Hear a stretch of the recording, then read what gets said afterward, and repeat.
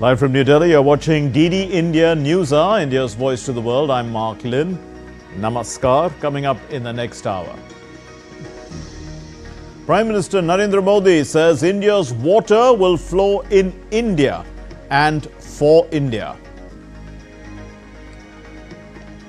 India and the UK seal a landmark trade deal boosting exports across textiles, marine products, footwear, gems, jewellery and more. The Commerce Minister Piyush Goyal hails it as a catalyst for growth, job creation and innovation. UNSC rebukes Pakistan over Pahalgam attack, rejects false flag claim and slams Pakistan's missile tests as escalatory. Qatar backs India. India issues notice to airmen for large-scale air exercise along Indo-Pak border in Rajasthan. And 244 civil defence districts across the country to hold mock drills, including 19 districts of Jammu and Kashmir.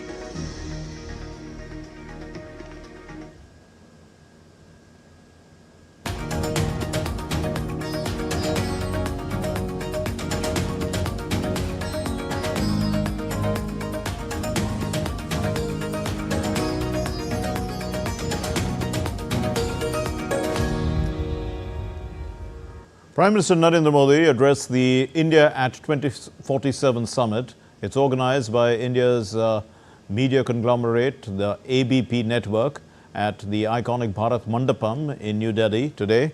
And addressing this gathering, the Prime Minister said that to take big decisions and to achieve big goals, it's important to hold national interest and believe in the country's capabilities. He added that the only way a country progresses is to follow nation first.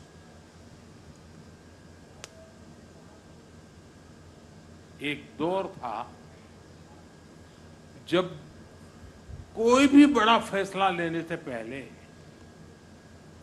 कोई बड़ा कदम उठाने से पहले ये सोचा जाता था कि दुनिया क्या सोचेगी,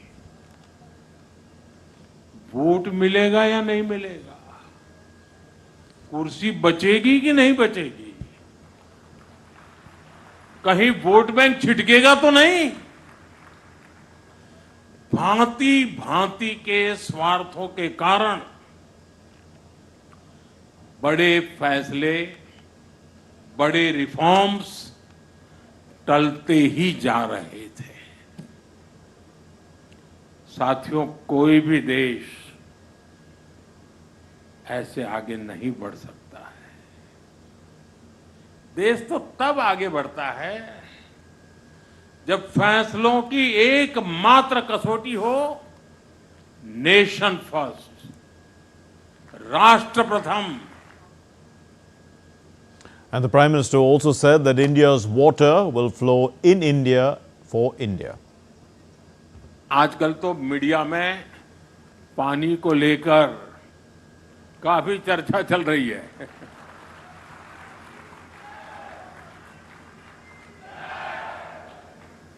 आप बहुत जल्दी समझ जाते हैं।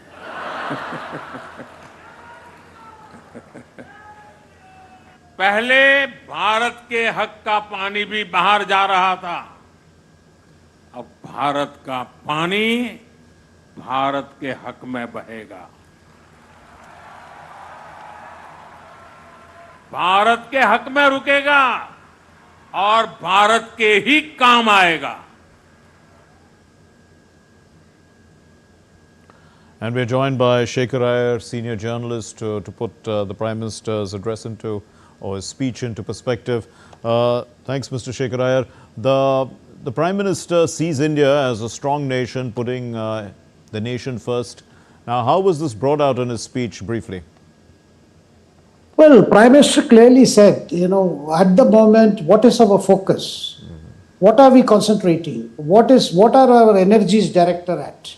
What are our objectives? What is the driving force? What is the passion with which we are working to see that India progresses and becomes a Viksit Bharat by 2047?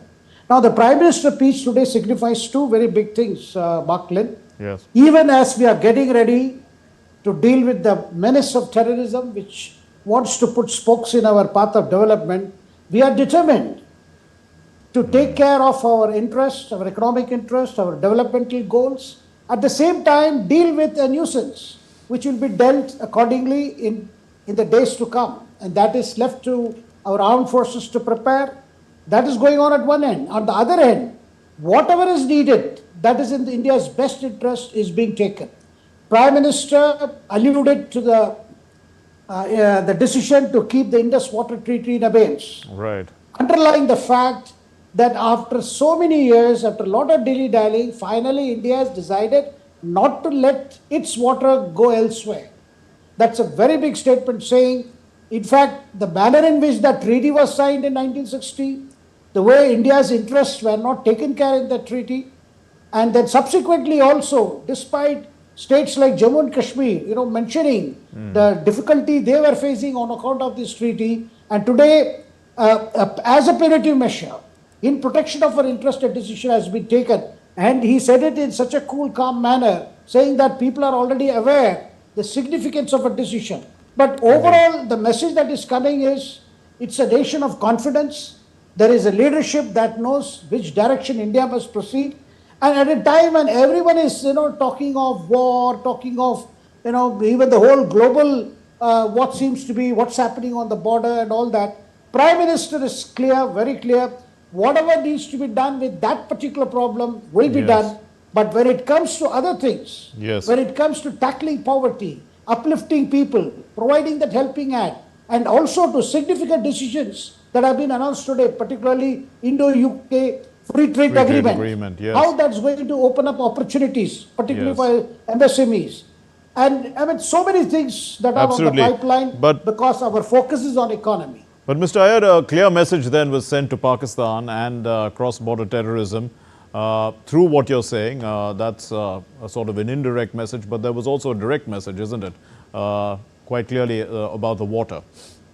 Absolutely. We have heard some stupid remarks by Pakistani ministers who have been, I would call them stupid because most irresponsible statements talking about using nuclear weapon and things like that. All this, bluff and bluster we have seen, because having encouraged terrorism, having caused killing of so many innocent people, and despite not understanding the gravity and the seriousness with which India has been tackling its problems, did not our Prime Minister, the then Prime Minister Atal Bihari Vajpayee, convey the good wishes of India to Pakistan when he travelled from Amritsar to Lahore? Yes. Did he not convey the best wishes of people of India to Pakistan, that you also come on the path of development? Why have, subsequent Pakistani leadership, particularly the military leadership, has treated its people in such a manner? Today we know what is the condition inside Pakistan. Here is one country which is focused on nation first, on uplifting its people, giving them the best of opportunities. And the Prime Minister mentioned, Nagarik Devo Bhava, we treat our citizens as gods.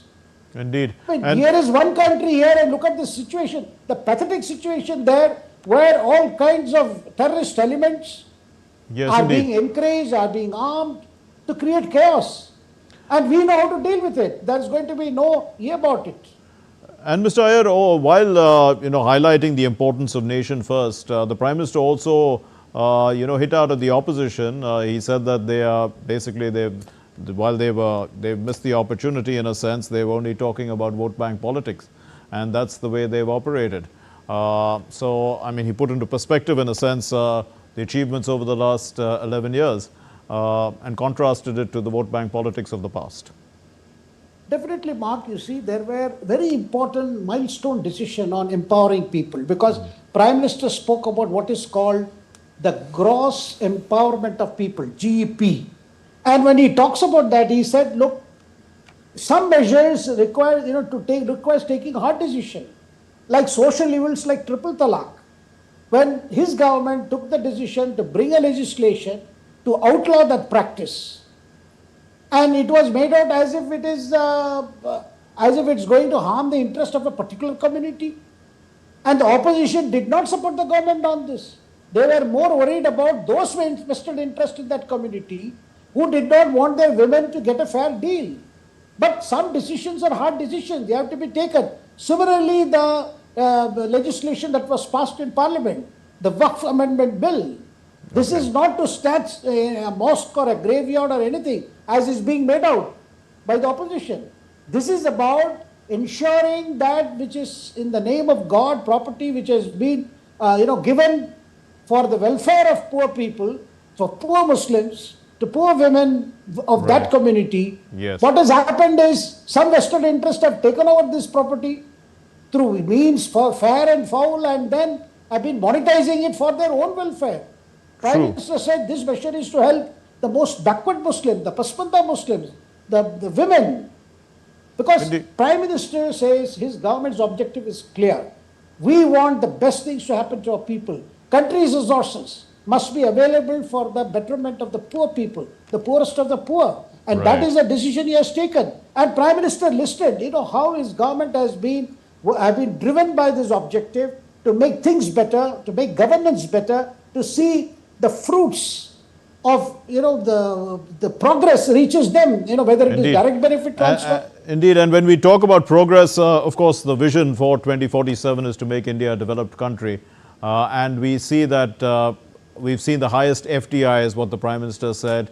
Also, the importance that India has for its own culture. There were so many stolen artifacts that, have now been returned. All this is restoring the pride of India, the pride of Indians in our own country. Definitely, Mark, this nation has witnessed to a great civilization for thousands of years. That is our heritage, that is our virasat, and we need to nurture, protect and value what has come to us, what has been bequeathed to us. And Prime Minister says this government has been working towards this end, nurturing culture, promoting talents and ensuring that everybody gets an opportunity to rise up to his or her own potential. When it comes to that, we have to value our tradition, we have to value our diversity, we have to value what is essentially our inner strength. And that has been the goal of this government. That is why we have always ensured, whether it is banking sector, reforms in the banking sector, or even, trying to sell off Air India, which was incurring loss after loss. And previous governments didn't want to take a decision, thinking that this will lead to, political complications. Yes. And even when this government sold Air India, with great difficulty found a buyer, there was so much of criticism saying that India's thing is being sold off, Air India is being sold off, without realizing that governments cannot run airlines. There are several instances where the government has done what is right, despite several hurdles being put by the opposition and other vested interests, because Prime Minister believes sometimes you have to do what you have to do, because you have to keep the largest objectives in mind. Indeed. So it's these tough decisions that the Prime Minister highlighted. Thank you once again for joining us, Mr. Shekhar Iyer, and putting things into perspective. Thanks for your opinions. Now, moving on to our next story. Amid tensions between India and Pakistan, India has issued a notice to airmen for a major air exercise along the southern section of the Indo-Pakistan border. This is according to the NOTAM. The Indian Air Force will carry out exercises over the desert sector and adjoining areas along the India-Pakistan border in Rajasthan. The exercise is to take place on the 7th of May and the 8th of May. And all frontline aircraft, including the Rafale, Mirage 2000, Sukhoi 30s, will be participating in this notice to airmen. Well, in response to the Pahalgam terror attack, India is ramping up civil defense preparedness as well, with nationwide mock drills, the first since 1971. As cross-border tensions with Pakistan escalate, Prime Minister Modi has vowed to avenge the killings, while the NSA, Ajit Doval, has held urgent security meetings signaling heightened vigilance. Let's look at this report.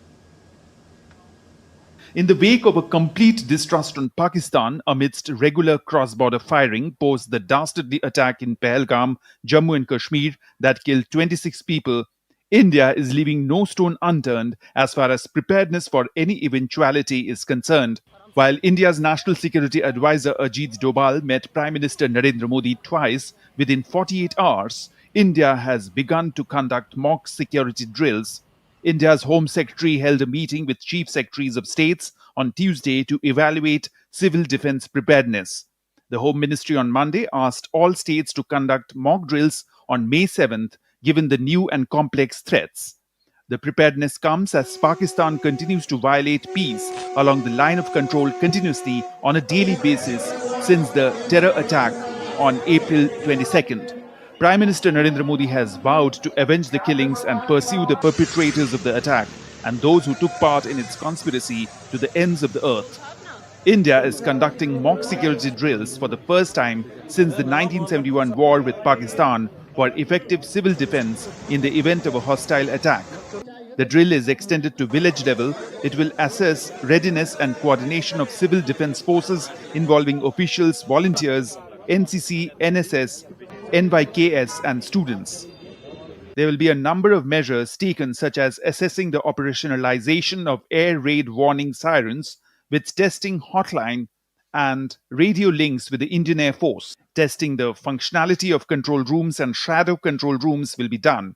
It will also include the training of civilians, including students, on civil defense aspects to protect themselves in the event of a hostile attack, such as firefighting, rescue, and warden services. Another feature of the mock drill is to ensure blackout and camouflage readiness and the provision for early camouflaging of vital plants or installations.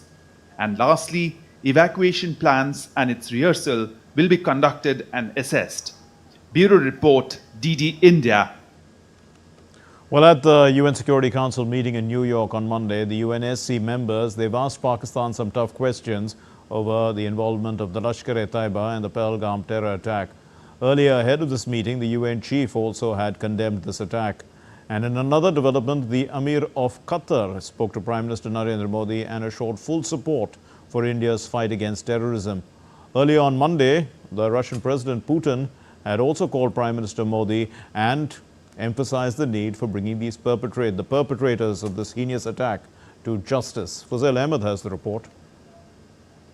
Global support for India's fight against terror continues to grow in the aftermath of attack at Pahalgam in Jammu and Kashmir. On Monday, Pakistan faced some tough questions at closed-door meeting of United Nations Security Council in New York. At the closed-door meeting, the envoys reportedly posed tough questions for Islamabad over involvement of Lashkar-e-Taiba or the LET in the Pahalgam attack. There was broad condemnation of the terrorist attack and recognition of the need for accountability. Some members specifically brought up targeting of tourists on the basis of their religious faith. Pakistan's efforts to internationalize the situation also failed. It was advised to sort out the issues bilaterally with India. Ahead of the meeting, UN Chief Antonio Guterres strongly condemned the attack in Pahalgam, saying targeting civilians is unacceptable. UN Chief said that I once again strongly condemn the attack and extend my condolences to the families of the victims. Targeting civilians is unacceptable and those responsible must be brought to justice through credible and lawful means. It is also essential, especially at this critical hour, to avoid a military confrontation that could easily spin out of control. Now is the time for maximum restraint and stepping back from the brink. I once again strongly condemn that attack and extend my condolences to the families of the victims. Targeting civilians is unacceptable, and those responsible must be brought to justice through credible lawful means. On Monday, Russian President Putin called Prime Minister Narendra Modi and strongly condemned the terror attack in Pahalgam, India. Russian President Putin conveyed deepest condolences on the loss of innocent lives and expressed full support to India in the fight against terrorism. He emphasized that the perpetrators of the heinous attack and their supporters must be brought to justice. Qatar too expressed solidarity with India. In a telephonic conversation with Prime Minister Narendra Modi, Emir of Qatar Sheikh Tamim bin Hamad Al Thani conveyed condolences and solidarity with the people of India at the loss of lives in the cross-border terror attack in Pahalgam, India. He expressed full support in India's fight against terrorism and all its actions to bring the perpetrators to justice. Prime Minister thanked Sheikh Tamim bin Hamad Al Thani for the clear message of solidarity and support. Early on Saturday, Angola's president strongly condemned the terror attack in Pahalgam on Indian soil and expressed solidarity with the people of India. Message of solidarity also came in from Japan. On Monday, Japanese Defense Minister Gen Nakatani, who held talks with Defense Minister Rajnath Singh in New Delhi, expressed his condolences and offered full support to India. US officials too have expressed solidarity with India. We have great sympathy for what's happening over there, and we want to stand with our allies. I think India is a very important partner to us in so many ways. The closed consultations were called after Pakistan requested an informal meeting to discuss its tense state of bilateral relations with India after the April 22 Pahalgam terror attack. With inputs from Fuzail Ahmed, Mihir Makhuri, reporting for DD India. And Saurabh Shukla is joining us from Washington, D.C. with more on this story.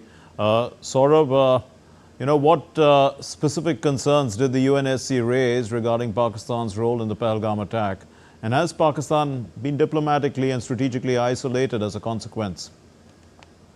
Well, absolutely. They've been trying very hard to internationalize the whole situation, whole standoff. And they were rebuffed not only at the Security Council, but at various other places here in Washington, D.C., where they've tried to cry foul and tried to raise this as a different narrative. Let me tell you that at the council meeting, which was an informal meeting because Pakistan is a non-permanent member there were members who raised this question and asked Pakistan point blank on Lashkar-e-Taiba's Pakistan connection, that how come this terror group, which is being housed in Pakistan, what do you have to say to that? They also made sure that they asked Pakistan that you are the country which is actually ratcheting up the rhetoric by military exercises, by missile tests, so you are actually escalating the situation. The third thing was a clear message to Pakistan that why is that a lot of these terror attacks have the Pakistani connections.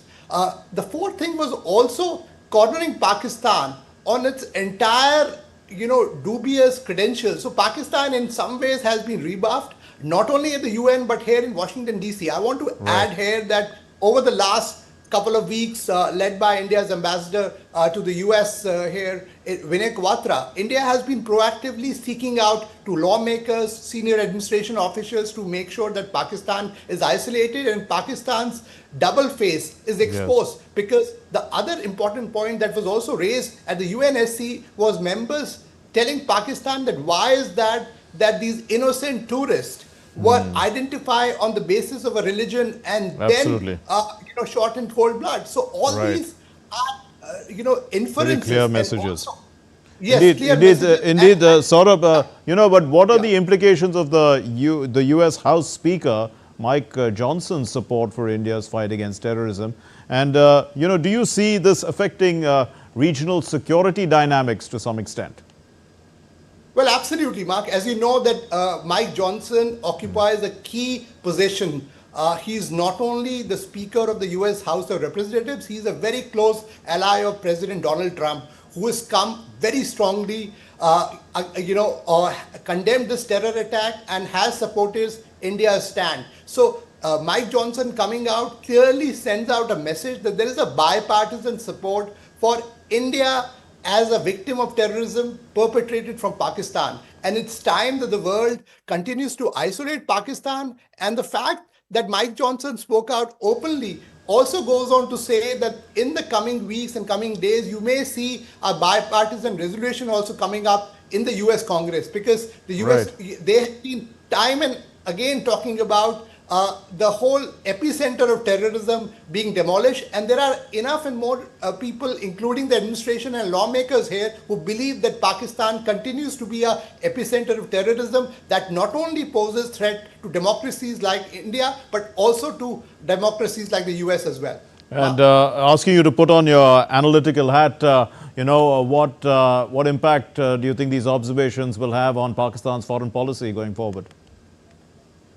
Well, I can tell you that, coming from sources here, that the Pakistani diplomats are running for cover, so to say, if I have to sum it up, because obviously they wanted to isolate India.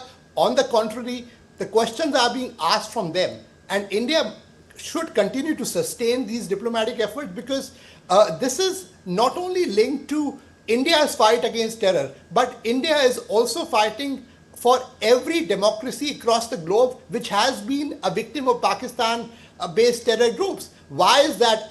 In fact, one of the lawmakers, made this observation while I was talking to them informally. Why is that a Pakistani connection is there to every terror attack? Almost every terror attack across the globe has Pakistani connection, because the Pakistani government and the ISI have been perpetrating these terror attacks, and it's time that India not only sustains diplomatic pressure but makes sure Pakistan's double game when it comes to supporting terror is exposed, and the perpetrators of Pahalgam terror attacks are brought to justice. Saurabh Shukla, Prasar Bharati correspondent in Washington, D.C. Thanks very much. Well, Russia has opened an exhibition titled Weapons of Victory in New Delhi, highlighting the depth of the Russian-India cooperation in defense, science, technology, space, you name it. A range of Russian military advancements, they were on display, from tanks and fighter jets to missile systems, freight aircraft, warships. The Indo-Russian jointly developed BrahMos missile, also already inducted into India's armed forces, was also prominently showcased. And this exhibition reflects the historic and evolving military and technological ties between the two strategic partners. The exhibition is being held at the Russian House that was inaugurated by the Deputy Ambassador of the Russian Federation to India, Roman Babushkin. And later, while addressing a meeting of the think tank, he said that Russia shares, in fact, will share its technical shares and is going to continue to share, that's what he meant, its technical know-how in war machinery, as both nations are strategic partners for decades. After an initial shock defeat, Friedrich Merz was elected as Germany's Chancellor after securing a majority in a second vote in the lower house of parliament. The 69-year-old Merz, he scored an absolute majority of 325 against 289 in the secret vote in the Bundestag. Earlier in the day, in fact, he failed to secure a majority in the first round. And the setback came as a major jolt to Merz, whose Christian Democratic Party's alliance with the Christian Social Union has enough numbers for a majority. But Merz, who needed at least 316 votes in the 630-seat Bundestag, lost by 6 votes, indicating disagreements among alliance members. However, those were restored. Those difficulties were resolved in the next round. Israeli Prime Minister Benjamin Netanyahu oversaw airstrikes against Houthi targets in Yemen from the Air Force Command Center in Tel Aviv. The military confirmed the strikes on Hodeidah port, responding to a missile attack by Iran-aligned Houthis near Israel's main airport. Rahul Apadhya reports. Prime Minister Netanyahu oversaw an attack on Houthi targets in Yemen from the Air Force Command Center in Tel Aviv. The Israeli military stated it carried out airstrikes on Yemen's Hodeidah port on Monday, a day after the Iran-aligned Houthis launched a missile that landed near Israel's main airport. According to Anis al-Asbahi, spokesperson for the Houthi-run health ministry, the strikes injured at least 21 people. The European Union has expressed concern over Israel's planned military escalation in Gaza, urging maximum restraint. European Commission spokesperson Anar al-Anauni voiced the EU's deep concern following the Israel Security Cabinet's approval to expand military operations in the Gaza Strip. Israeli Prime Minister Netanyahu warned that the country's new offensive in the Gaza Strip would be intensive, referring to a recently approved plan by his security cabinet to escalate the ongoing campaign. Meanwhile, Hamas on Tuesday dismissed ceasefire talks with Israel as pointless. The United Nations Office for the Coordination of Humanitarian Affairs on Tuesday rejected a plan by Israeli authorities to dismantle the current aid system in Gaza. We do not accept a proposal and a plan that does not live up to the core fundamental humanitarian principles of impartiality, neutrality, and independent delivery of aid. And what they were presented with appears designed to further control and restrict supplies, which is the opposite of what is needed. Meanwhile, hundreds of Israelis rallied outside the Israeli parliament in Jerusalem, protesting against Netanyahu's government as the Knesset opened a new session. The demonstration came after the Security Cabinet approved the extension of military operations in the Gaza Strip. Rahul Upadhyay's report for DD India. What's still to come here on DD India NewsHour? We're going to get your expert opinion on the India-UK trade agreement.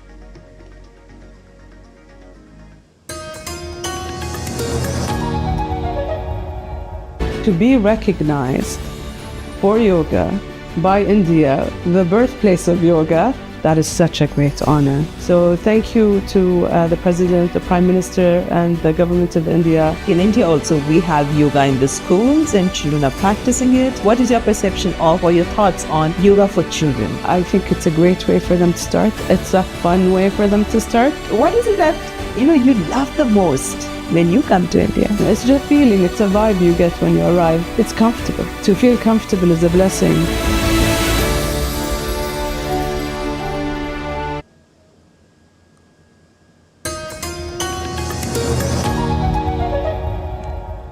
You're watching DD India NewsHour. I'm Mark Lynn. Now, India and the United Kingdom have concluded a free trade agreement on Tuesday in a landmark deal that represents London's most significant post-Brexit pact that was finalized in the shadow of the US President Donald Trump's tariff increases. So the key highlights of this India-UK FTA are as follows. The trade deal aims to strengthen economic ties between India and the UK, making trade easier and reducing tariffs. It gives Indian businesses better access to UK markets across various sectors. 99% of Indian exports will enjoy zero duty, boosting trade value and economic growth. The agreement supports manufacturing and job creation, benefiting industries like textiles, marine products, leather, footwear, sports, goods, toys as well. And Indian goods will become more competitive in UK, helping businesses to grow. And the UK, in fact, has committed to major benefits for India's services sector, including IT, finance, professional services, even education. The FTA makes it easier for Indian professionals to work in the United Kingdom. It creates new opportunities for skilled Indian youth, especially in digital and financial services. And Indian workers in the UK will be exempt from social security payments for 3 years, saving costs for employers as well as employees while improving competitiveness. And Prime Minister Narendra Modi, in a social media post on X, has mentioned about his talk with the UK Prime Minister Keir Starmer. He further mentioned about the historic India-UK free trade agreement, which is ambitious and mutually beneficial. The Prime Minister looked forward to welcoming Prime Minister Starmer to India soon. In fact, Prime Minister Modi lauded the landmark trade pact while addressing a media summit of a leading Indian conglomerate. विश्व की दो बड़ी और open market economy के बीच आपसी व्यापार और आर्थिक सहयोग का यह समझौता दोनों देशों के विकास में नया अध्याय जोड़ेगा। यह हमारे युवाओं के लिए बहुत बड़ी खुशखबरी है। इससे भारत में इकोनॉमिक एक्टिविटी को बूस्ट मिलेगा और इंडियन बिजनेसेस और एमएसएमईज के लिए नई अपॉर्चुनिटीज के रास्ते खुलेंगे। आपको पता है, कुछ ही समय पूर्व हमने यूएई, ऑस्ट्रेलिया, मॉरिशस, इनके साथ भी ट्रेड एग्रीमेंट साइन किए हैं। यानी भारत आज सिर्फ रिफॉर्म से नहीं कर रहा, बल्कि दुनिया के साथ एक्टिवली एंगेज करके अपने आप को एक वाइब्रेंट ट्रेड और कॉमर्स हब बना रहा है। As two leading democracies and global innovation hubs, India and the UK reaffirmed their commitment to strengthening economic cooperation and growing together to address global challenges. The India-UK FTA sets a new benchmark for fair, ambitious and modern trade agreements worldwide. The British Prime Minister Keir Starmer has accepted the invitation to visit India from the Indian Prime Minister Narendra Modi, and Starmer's office said on Tuesday after the leaders announced the landmark trade deal between their two countries. Anil Padmanabhan, senior journalist with many years of experience covering business affairs, joins us. Thank you, Mr. Padmanabhan. Now, how does this trade deal impact India's key export sectors, textiles, marine products, gems, etc.? Does it give us that competitive advantage, and is it better than any existing agreement we have? Mark, definitely the little bit that we know about the agreement, we just have the press release, we are yet to get the fine print. But from what we have read so far, it's very clear that the sectors you mentioned are the ones that are likely to gain. But having said that, I would say the biggest takeaway from this FTA deal is what the Prime Minister hinted in his speech, is this newfound sense of self-confidence that India exhibits at the global high table. In the past, it always approached global negotiations from a zero-sum point of view. But today, it has completely undertaken a pivot. It sees itself as a viable global power which has the ability to give and take. So in this FTA deal, there is a lot of give and take. There's as much to gain for India as it is for UK. So in that sense, this signals a fundamental shift in India's approach to global trade, and also a realization that Indian industry now is beginning to get competitive or has to get competitive. And given that fundamental shift that you're talking about, what geopolitical implications will this deal have? Because one realizes that the UK, has been wanting this deal ever since Brexit. Mark, for UK, it's literally a lifeline that India has thrown, especially after the Brexit. They have been flailing in the winds, as it were, and the rise of Donald Trump and the subsequent actions on tariffs have added to further disruption. So it will definitely be a win-win for UK. But geopolitically, it's very important because while global trade is generally under the gun as of now, thanks to the US tariffs and the US-China face-off, it is heartening to note that countries are now engaging in bilateral agreements like India-UK. India already has, as the PM said, India-UAE, India-Australia. So we are securing trade routes which can be kind of sanitized from these global trade upheavals. So geopolitically, it's very important too. And Mr. Padmanabhan, the Minister Piyush Goyal, he says that it's going to help job creation, industrial growth, innovation and the like. So what should we expect? Mark, that's the expectation. I do really hope that all of that plays out, but we have to wait and see. Both sides have claimed that. It all depends on how the trade grows.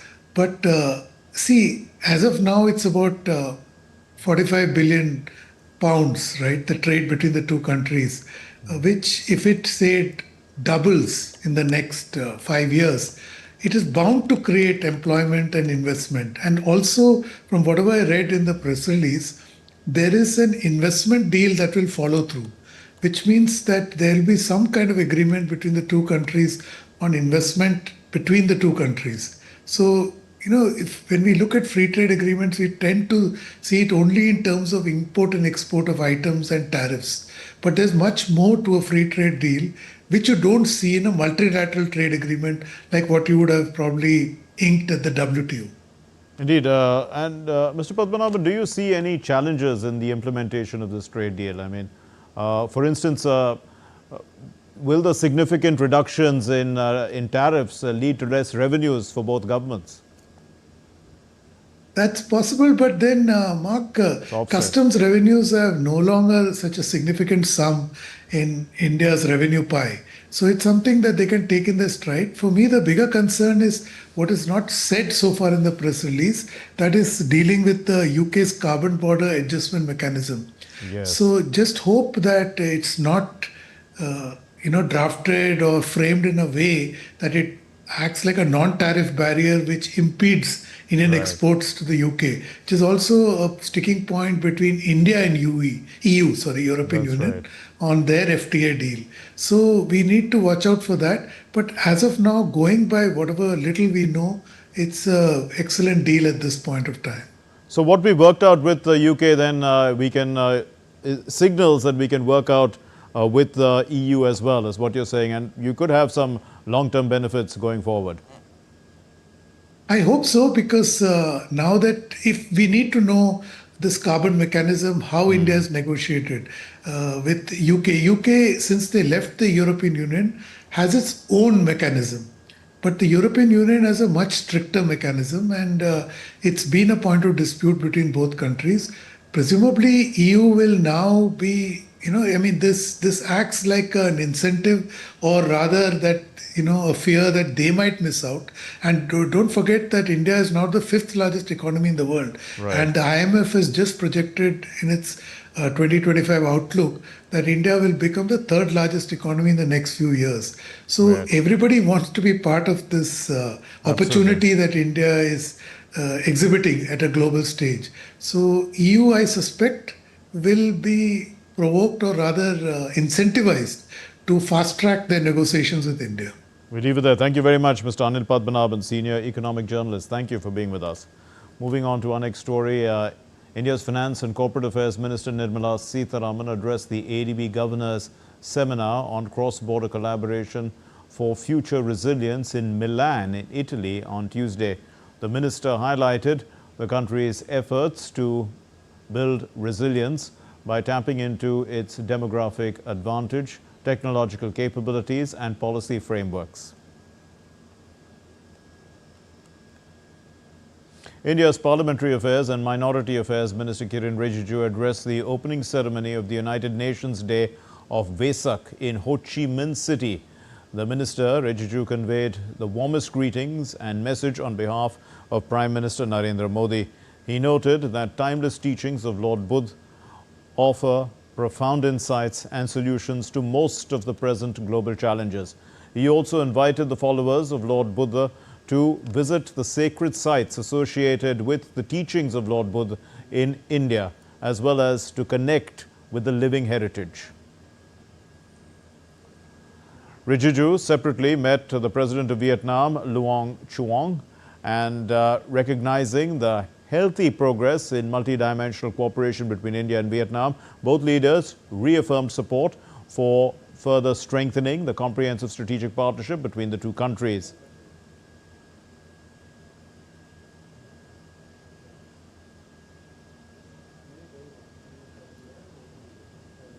We are receiving visuals of the Canadian Prime Minister's visit to the White House, and here he is meeting the US President Donald Trump. Prime Minister Mark Carney and US President Donald Trump. I would love that. Look, I have a lot of respect for this man, and I watched him come up, in a sense, through the ranks when he wasn't given much of a chance, and he ran a really great campaign. He did a really great debate. I think that debate was very helpful. I was going to raise my hand. I don't know if that's good or bad. I shouldn't say that. That might hurt you, but. Well, that was President Donald Trump there talking about Prime Minister Carney, who has recently won an election and is now the Prime Minister of Canada. Now, still to come on DD India NewsHour. India's Space Research Chief says that exciting days are ahead for India's space program. IAF's Group Captain Subhanshu Shukla gears up for a historic ISS mission.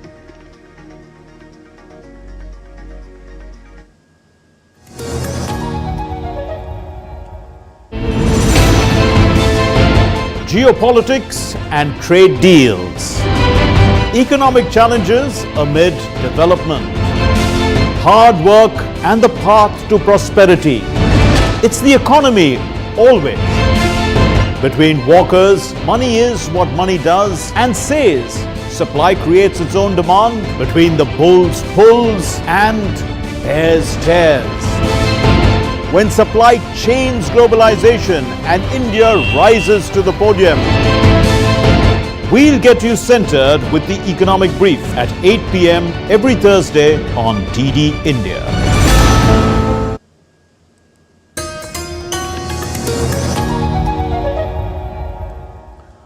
You're watching DD India NewsHour. I'm Mark Lynn. In a major boost to India's space ambitions, the ISRO chairman, Dr. V. Narayanan, has confirmed that India is now the fourth nation with independent docking capabilities. Speaking exclusively to DD India's Tapas Bhattacharya, he said, exciting times lie ahead for India's space program. The Gaganyaan mission has expanded with a budget of 20,000 crore rupees and 8 planned flights. ISRO is also working towards building the Bharatiya Antariksh Station by 2035 and aims to send an Indian crewed mission to the moon by 2040. Joining me is Dr. V. Narayanan, the Secretary, Department of Space, as well as the Chairman of ISRO, to talk about India's growing, space exploration. Sir, we are going to host the GLEX 2025. That's another prestigious moment for India, as well as, a lot of things that is currently happening, isn't it? Be it Gaganyaan, Chandrayaan, all these things happening. Yeah, you are right. Say the Indian space activity in India started in the year 1962. Last 63 years, if you see, the growth is phenomenal. And now the growth is exponentially growth. Why I say it is exponential growth? For example, if you take launch vehicles, 2005 to 2015, we had 30 launch vehicle missions. 2015 to 2025, we are going to have 60 launch vehicle missions. Almost 100. Almost 100% increase. We are talking about the big thing is about Gaganyaan. Gaganyaan and then the Bharat Antariksh, space station. These are two things that, when we talk about space, nobody's, 20 years back, 10 years back, nobody thought this was possible.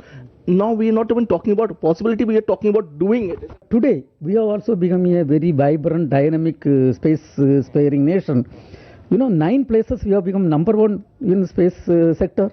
Hope you may be knowing. Right. And Chandrayaan 1, which found water molecule on the moon. Huge. And we are the number one. Yeah. Chandrayaan 2, even though we could not successfully soft land, we are having an orbiter having a high resolution camera. The best camera available in moon's orbit with 32 centimeter resolution. And Chandrayaan 3, soft landing near the south pole of moon. And India is the first country. A lot of people say that the price of the Gaganyaan mission has increased, the amount. Is that something that you want to talk about? Because earlier it used to be 3 mission, but now I think there are 8 mission that is happening, isn't it? No, say originally we planned 2 uncrewed mission, 1 crewed mission. Now it is 3 uncrewed mission and 1 crewed mission. There are follow-on missions for BAS. So originally for 3 missions we got 10,000 crore. Now for 8 missions something around 20,000 crore is allocated. This month, 18th, we are going to have PSLV C61 going to place the RISAT this one. Now we have already built the NISAT, NISAR satellite, and that is going to be launched in maybe June, July, first week time frame. Then we are going to have the commercial communication satellite from USA, that BlueBat 2 we are going to launch. And the PSLV, first vehicle is going to come out from industry by August time frame. And in that we are also going to use electric propulsion 34 technologies we are going to demonstrate. And something around, I will tell something around 21 missions are planned. Every month you will get exciting news because 20,000 employees of ISRO along with industrial partners and academia is really working very well. So you are going to get exciting news every month. Every month, exciting news. This is 2025 is going to be an exciting year, as ISRO chairman stated, and we are looking forward to more great news coming from ISRO. With camera personality, this is Tapas Bhattacharya for DD India from Delhi. Well, India is reaching for the stars, and as New Delhi hosts the Global Space Exploration Conference, the Indian Air Force's Group Captain Subhanshu Shukla is gearing up for a historic ISS mission With Gaganyaan underway and a national space station planned by 2035, India's space ambitions are taking flight. Tapas Bhattacharya reports.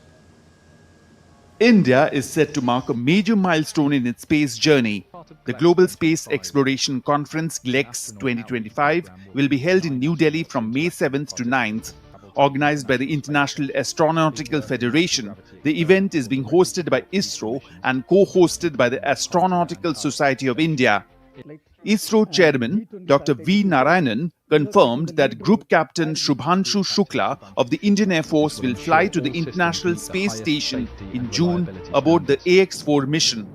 This historic flight will make him the first Indian to visit the ISS and the first Indian in space in over 40 years, following Rakesh Sharma's 1984 mission. India has also joined the elite group of nations with docking capabilities, becoming the fourth country to do so. The country's ambitions extend further with the Gaganyaan mission, India's first human spaceflight program. The mission budget has been increased to 20,000 crore rupees, with plans for 8 flights. The goal, to send a habitable capsule into a 400-kilometer orbit and bring it back safely. India is also eyeing the future, planning to establish the Bharatiya Antariksh Station by 2035 and send a crewed mission to the moon by 2040. India's space program is accelerating and the world is watching. Tapas Bhattacharya's report for DD India. When you're watching DD India NewsHour, time now for the sports news and updates from the 7th edition of the Khelo India Youth Games 2025. In the football event, the Meghalaya team registered an emphatic victory over Chandigarh by 10-1 in another match. The Odisha team overpowered West Bengal in a close contest of 2-1. We were looking at something else. Here's the football.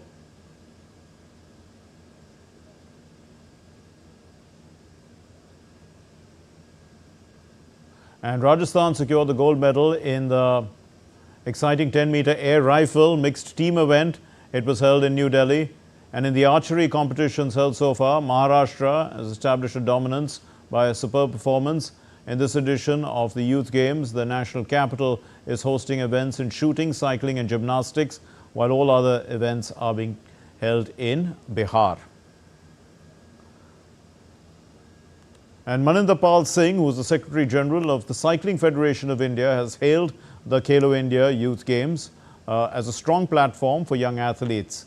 In an exclusive chat to DD India correspondent Narayan Singh, he said that Indian cycling is now growing and cyclists are performing consistently at international events. The 7th edition of the Khelo India Youth Games is right now underway, and in cycling events, our cyclists are performing exceptionally well, and here the competition is of international standards. And right now I am joined by the Secretary General of the Cycling Federation of India, Maninder Singh Palji. Sir, a very warm welcome. And the way things are happening here, the way our cyclists are performing, so how you look the platform of the Khelo India Youth Games for especially our cyclists here?